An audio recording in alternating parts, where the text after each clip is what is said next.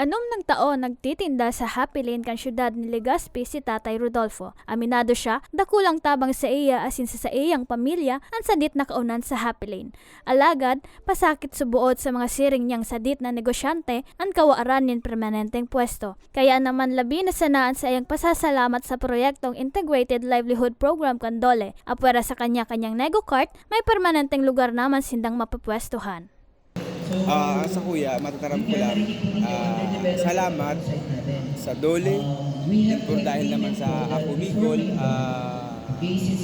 maawot ko man, ni Migabos na mapairahay, mapagtagumpay nimi ang samuyang saradit na negosyo, lalo na dakol pang kaibiba ko dyan, na saraday talaga, na dapat talagang matabangan.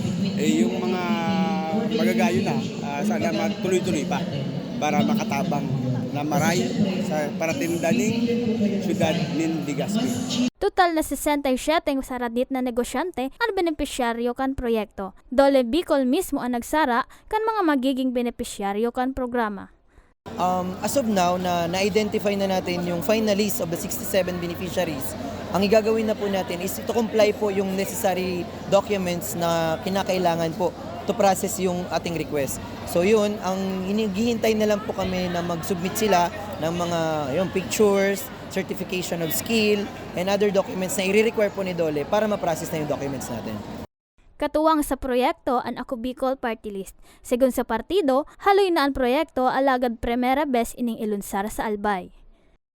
Well, previous years nagibutan na po ini in all the provinces in pong nego-cart.